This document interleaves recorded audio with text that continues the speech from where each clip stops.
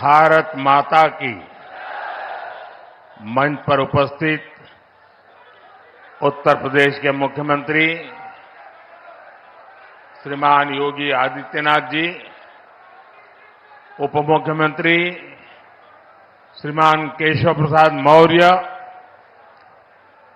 Bharatiya Janata party के प्रदेश अध्यक्ष और विधान परिषद के सदस्य श्रीमान भूपेंद्र चौधरी जी, उत्तर प्रदेश सरकार के सभी आदरणीय मंत्रीगण, सांसदगण, अन्य महानुभाव और आजमगढ़ के मेरे प्यारे भाई और बहनों,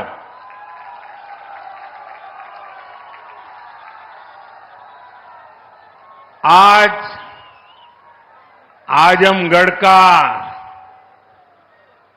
सितारा चमक रहा है।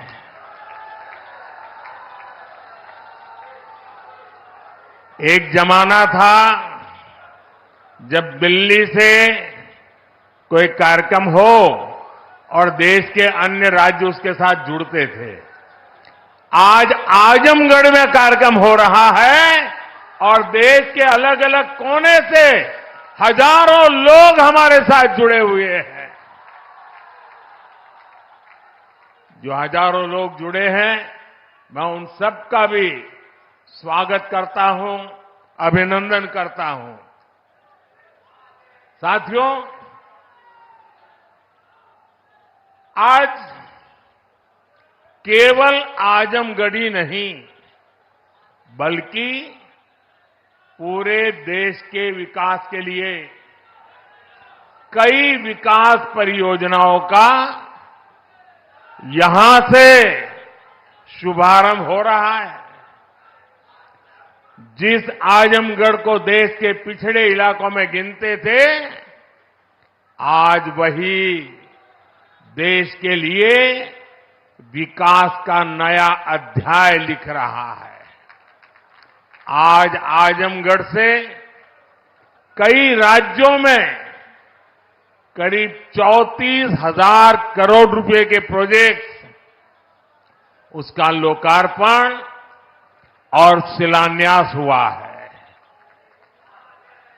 आजमगढ़ के साथ साथ श्रावस्ती, मुरादाबाद, चित्रकूट, अलीगढ़, जबलपुर, ग्वालियर, लखनऊ, पुणे, कोल्हापुर, दिल्ली और आदमपुर, इतने सारे एयरपोर्ट्स पर नए टर्मिनल भवन का उद्घाटन हुआ है। और इन टर्मिनल्स के लिए कितनी तेजी से काम हुआ है, इसका एक उदाहरण ग्वालियर का विजया राजे सिंधिया एयरपोर्ट भी है। ये एयरपोर्ट सिर्फ 16 महीने की अवधि में बनकर तैयार हो गया है। आज कडप्पा, बेलगावी और हुबली, ये 3 हवाई अड्डों पर नए टर्मिनल भवनों का शिलान्यास भी किया गया है। ये सारे प्रयास देश के सामान्य मानवी के लिए हवाई जहाज की यात्रा को और ज्यादा सहज और सुलभ बनाएंगे।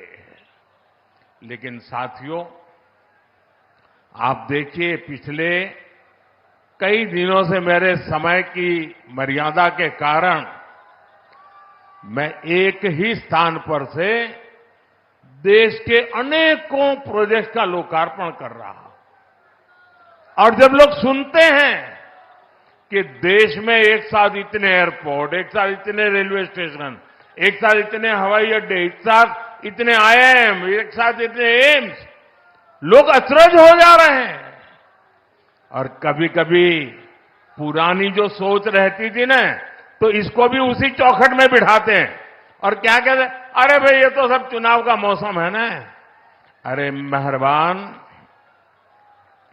चुनाव के मौसम में पहले क्या हुआ करता था? पहले की सरकारों में बैठे हुए लोग जनता की आंख में धूल झोंकने के लिए घोषणाएं कर देते थे। कभी कभी तो इनकी हिम्मत इतनी होती थी कि पार्लियामेंट में भी रेलवे की नई नई योजनाएं घोषित कर देते थे, बाद में कोई पूछने वाला नहीं। और जब मैं एनालिसिस करता तो 35 साल पहले घोषणा हुई। कभी चुनाव के पहले पत्थर गाड़ देते थे आकर के, फिर खो जाते थे, पत्थर भी खो जाते थे, नेता भी खो जाते थे। यानी सिर्फ घोषणाएं होना। और मुझे याद है जब 2019 के वर्ष में मैं कोई भी योजना घोषित करता था या शिलान्यास करता था, तो पहला हेडलाइन यही बनता था कि देखो भाई ये तो चुनाव है इसलिए हो रहा है। आज देश देख रहा है मोदी दूसरी मिट्टी का इंसान है।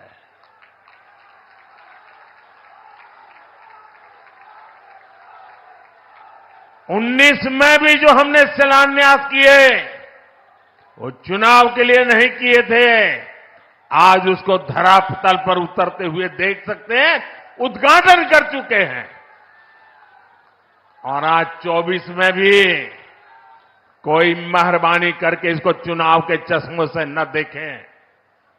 ये विकास की मेरी अनंत यात्रा का अभियान है और मैं 2047 तक देश को विकसित भारत बनाने के संकल्प के लिए तेज गति से दौड़ रहा हूं, तेज गति से देश को दौड़ा रहा हूं। दोस्तों,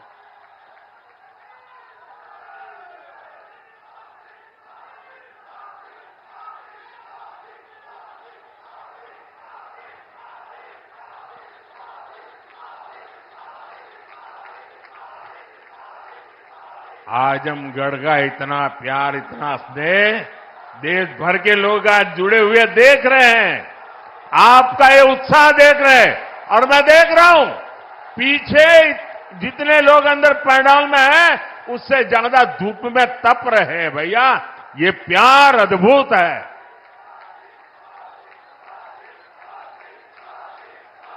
साथियों, एयरपोर्ट, हाईवे और रेलवे से जुड़े इंफ्रास्ट्रक्चर के साथ साथ पढ़ाई, पानी और पर्यावरण से जुड़े विकास कार्यों को भी यहां नई गति मिली है।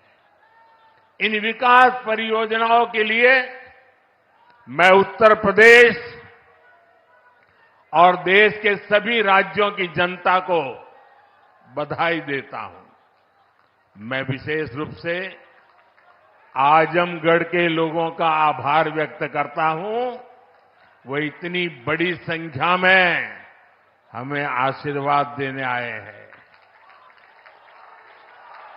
और आजमगढ़ के मेरे भाई बहन, मोदी की एक और गारंटी सुन लीजिए। बताऊं? आजमगढ़ के मेरे प्यारे भाई बहन, मैं आपको एक और गारंटी देता हूं, सुनाऊं? आप बताएं तो बताऊं? देखिए, ये कल का आजमगढ़ अब वो गढ़ है, ये आजन्मगढ़ है। ये आजन्मगढ़ विकास का गढ़ रहेगा, आजन्म रहेगा। अनंत काल तक ये विकास का गढ़ बना रहेगा। ये मोदी की गारंटी है। दोस्तों, साथियों, आज आजमगढ़ में एक नया इतिहास लिखा जा रहा है। यहां से लेकर विदेश तक जे भी आजमगढ़ का रहने वाला हो, सबके आज